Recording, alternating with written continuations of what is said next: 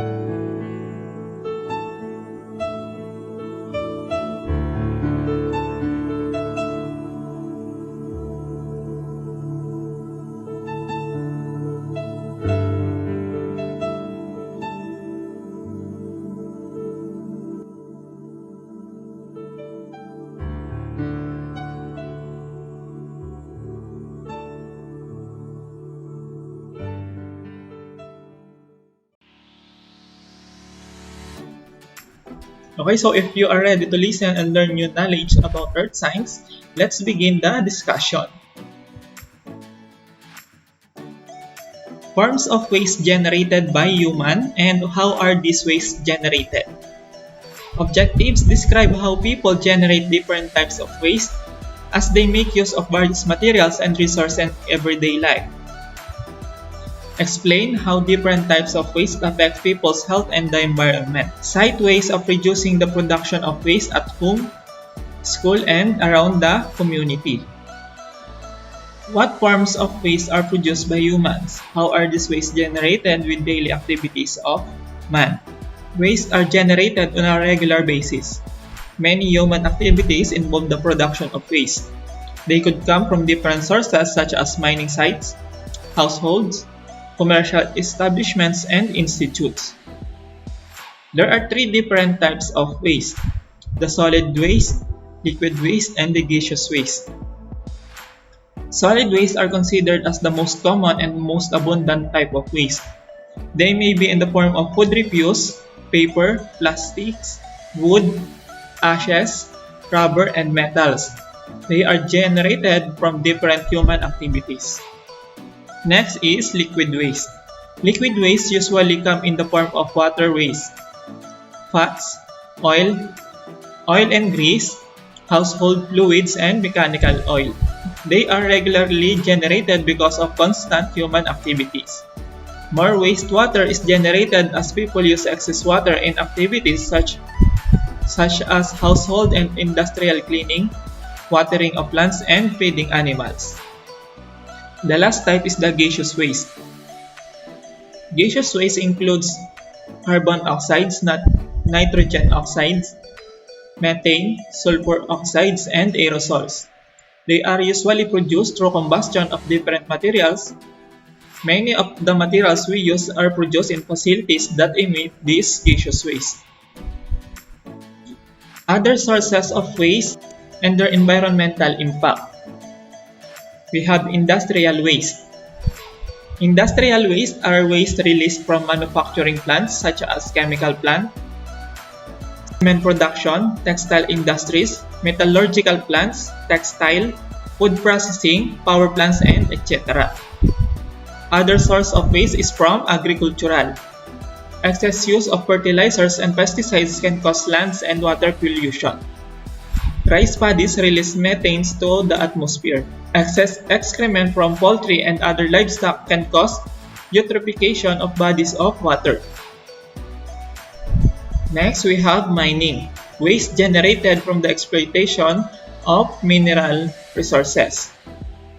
Last is a biochemical waste. These are waste generated by hospitals and other healthcare institutions.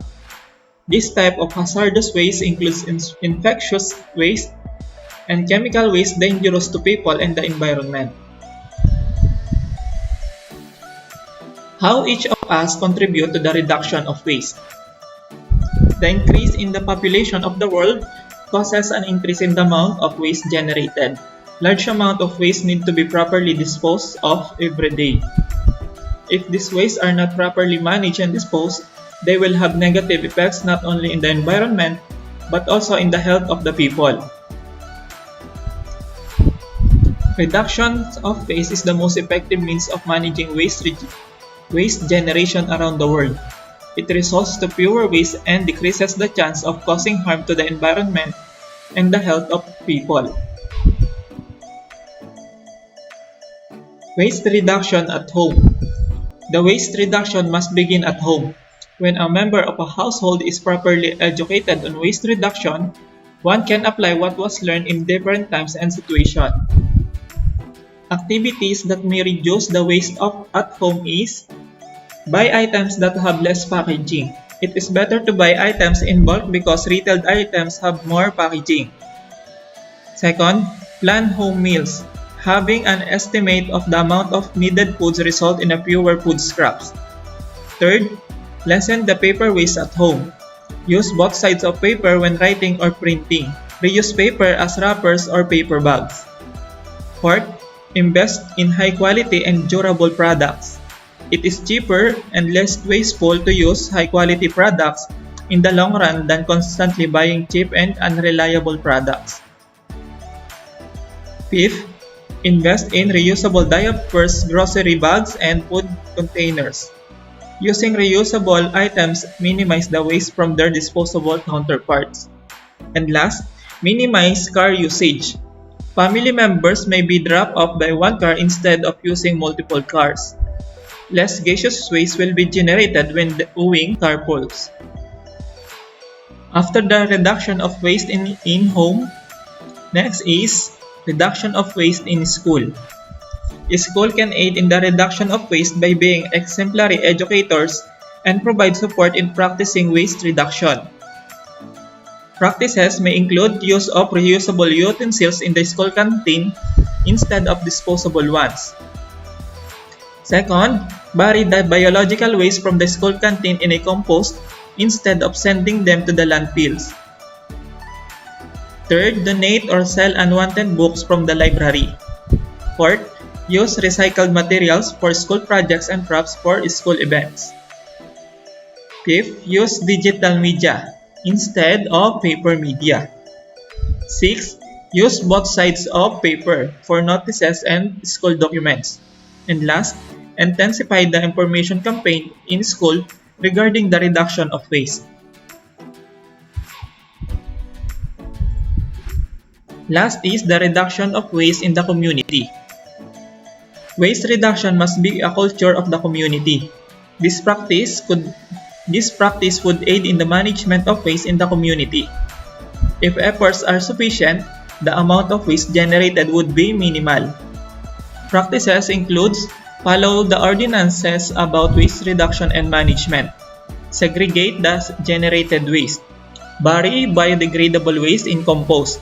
Send the recyclable materials to the community's recovery facility. Use public transportation systems more often than private vehicles. Mass transportation will lessen carbon emissions from automobiles. Avoid incineration or burning of waste to prevent generation of poisonous gaseous waste.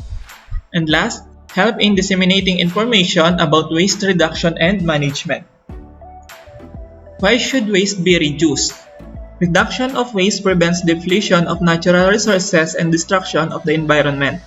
For example, when less paper is needed and used, a fewer number of trees have to be cut and deforestation is prevented. Next, waste reduction also lessens the negative effects of waste on human health. For instance, flood, which increases the transmission of waterborne diseases such as typhoid fever and leptospirosis, which can be prevented when solid waste that clog waterways are minimized. Okay, so that ends our episode for today. I hope that you learn new knowledge about earth science. Again, this is Sir Eman of the Scientific Mind. See you on next episode.